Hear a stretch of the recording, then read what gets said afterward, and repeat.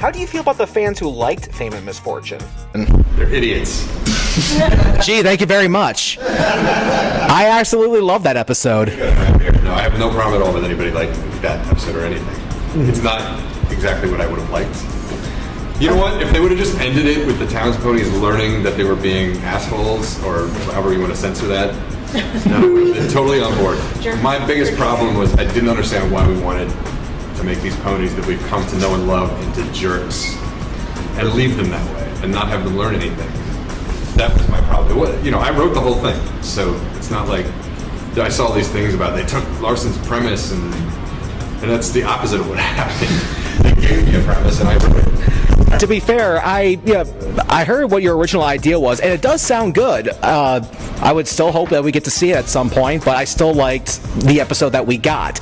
I have a sense of humor about myself. I'm 33 and I love heavy metal and My Little Pony. That's comedy gold. I'm sorry. My problem with it wasn't the commentary that it was making. It was the in-universe treating the Towns ponies that way. I didn't like it, and I didn't get it. I kept saying to the story editors, like, who's learning the lesson? What's the lesson? I don't understand what the lesson is. There's no. And they said the main six are learning the lesson. I'm like, what lesson? They didn't do anything wrong. And the lesson was when you put yourself out there publicly, sometimes it can backfire. And I'm just like, that's a terrible lesson. I don't want to do that lesson. That's a bad lesson. My lesson was going to be a responsible person online, because there's a human being on the other side of that comment that you're making. That's what my lesson was going to be, which is a great lesson for kids. But instead, it's don't put yourself out there. Just don't ever be worse advice ever. Yeah. So, whatever. I mean, I wrote it, and there's some stuff in there I really like. I love Pinky's line, you've known me for years. There's a lot in this episode I really like. I just wish we could have Tweaked it. handled the Towns ponies better. But I don't begrudge anybody liking anything. Do you think Equestria Girls is canon? I'll say I think there's a lot of confusion because I think a lot of people feel like canon means whether or not they like something, versus the way I think of canon, and I think the dictionary thinks of it too, is whether or not something is narratively true within a certain world. And so to that end, whatever we say is canon is canon. I don't know. But I understand when people don't want to accept something as canon because they're thinking of it like, well, I maybe don't like that, or I don't want to imagine that in my world. And like the cool thing is, you don't have to imagine in your world. That doesn't mean it's, but it just means you don't have to like it. Was the ending for No Second Prances an allegory for suicide? This is I'm sorry that this is kind of a non-answer to that question, but the thing is that if that episode has meant certain things to certain people in a certain way, I don't really want to give my intent or my views on that to take away from their experience with how they interacted and related to it. So You're hiding something from me. Tell me! serious side, I don't want to talk about. Do you ever hope to tackle any serious topics? We joke about Equestria Girls constantly, that it's like, these girls are in high school, let's get real. And we say a bunch of other stuff that I'm not going to say here. Like season 3, the bulimia season. Yeah, they're all a very special episode. Do you think any other show will make such an impact?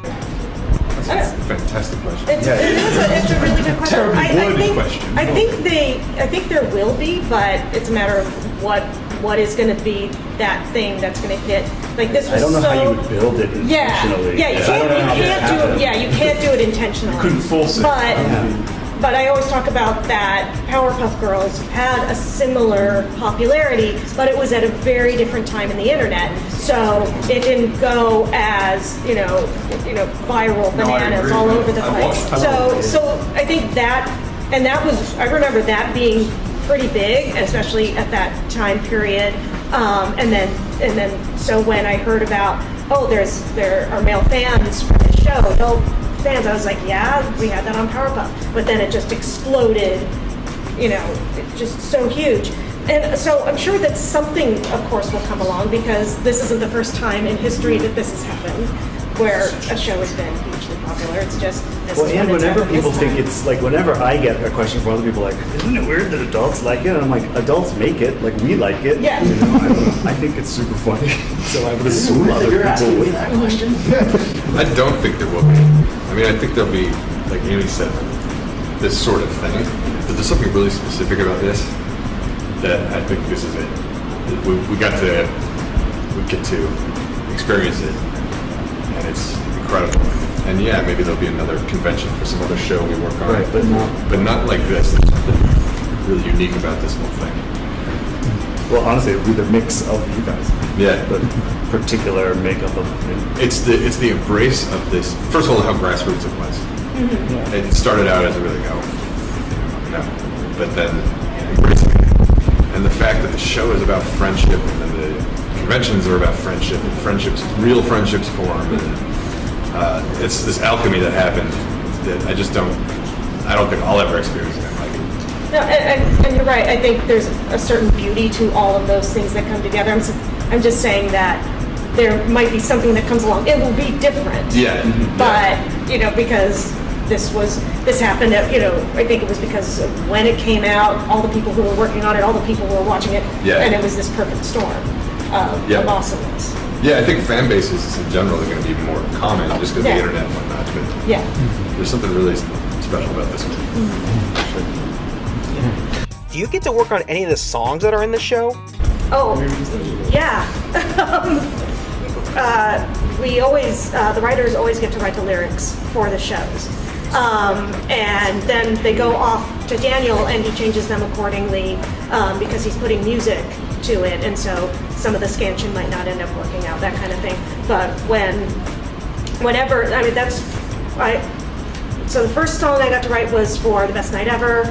Then I got to write the Smile song, and then and Megan actually brought me back for season 4 to write the first musical. And my writing process is I use existing tunes of somebody else's talented songwriting, and I hang lyrics on them, and then that's what you do.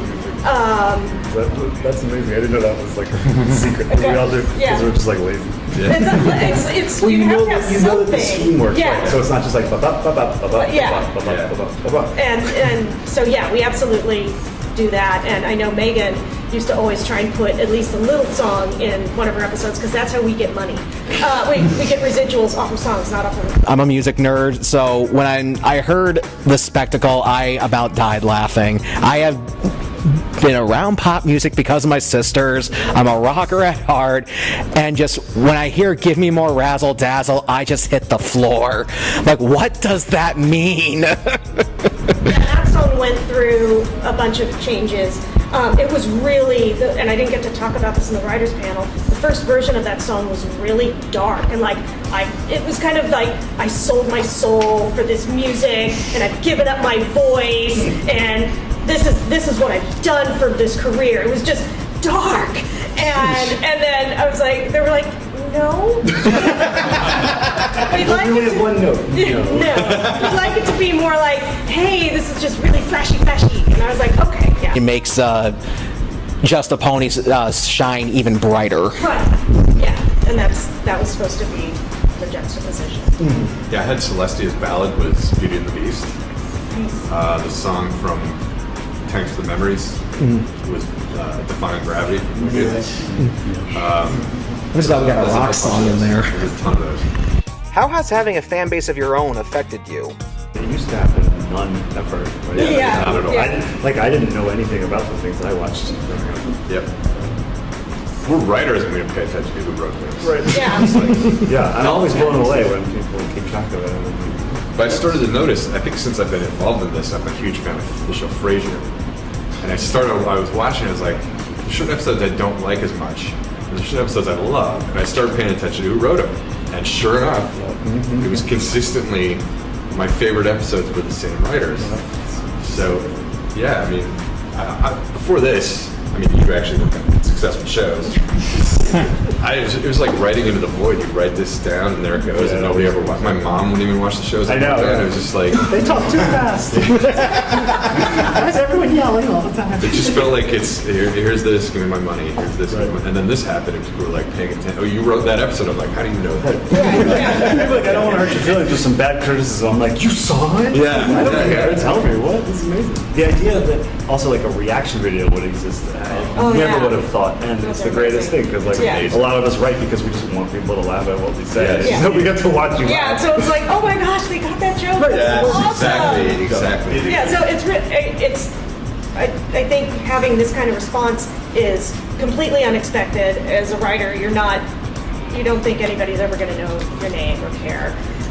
So this is really terrific. And just to really, it's not because, oh, you're saying nice things to me. It's that you see how it's changed people's lives. That's the cool thing. That they're, it's been just a special part of their lives. And it's like, I never thought of that part of my writing that it might affect someone. That's overwhelming. Do you get a say in the character design? A lot of times, well, not necessarily in design, but a lot of times just to get a sense of the cadence in speaking to help execs who are just barely reading what you're writing most of the time.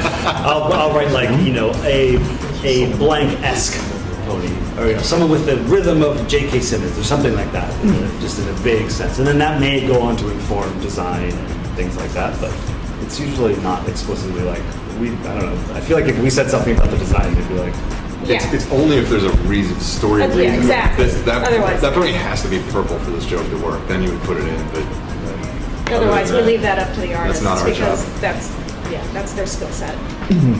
Would you say your craft has evolved since working on the show? you get better. Yeah, I mean, yeah. I always look back at the thing I wrote last, and I'm like, I screwed that up. I wish I had done this and that. And then the current thing, I'm always like, at last, the perfect. It never goes away. It's just stupid. Definitely got because in the early days of My Little Pony, it was like nobody cared. I didn't think anybody's gonna watch it. So it was kind of carefree, and you could just do what you wanted and go a little nuts. And they let us, and it was fun. And then when you start feeling people are watching and paying attention, you start to maybe tighten up and be like, are they going to like this? And then you gotta stop doing that. Gotta get rid of that, for sure. It's helped with the thick skin, getting death threats is helpful. I've actually said that before. Then I'm like, because I'll see people, I hated what you wrote here, and I'm like, fair, that's not very good.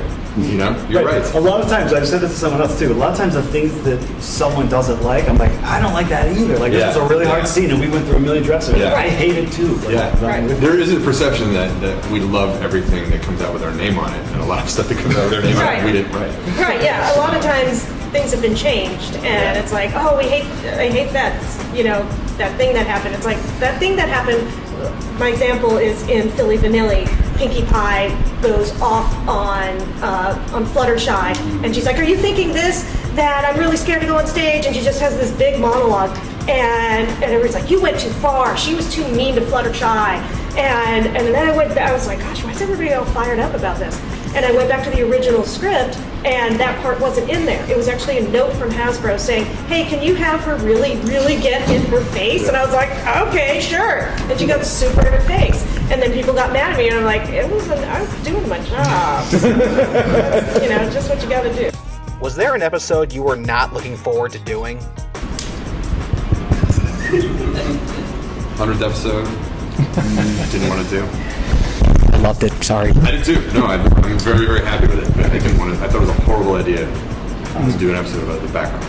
I didn't want to do No Second Prances. I'm so glad I did. I actually wrote a really shitty email to Josh being like, because there was, Mod in Manhattan. There was a Mod one that was right before it, and they both came up in the room, and I pitched the Mod one, and I really wanted to write a Mod episode. And Josh was like, no, you can't do that one. You have to do this other one. And I was like, I don't know anything about Trixie. I like Mod. She's fine. I'm going to quit if you don't let me do it.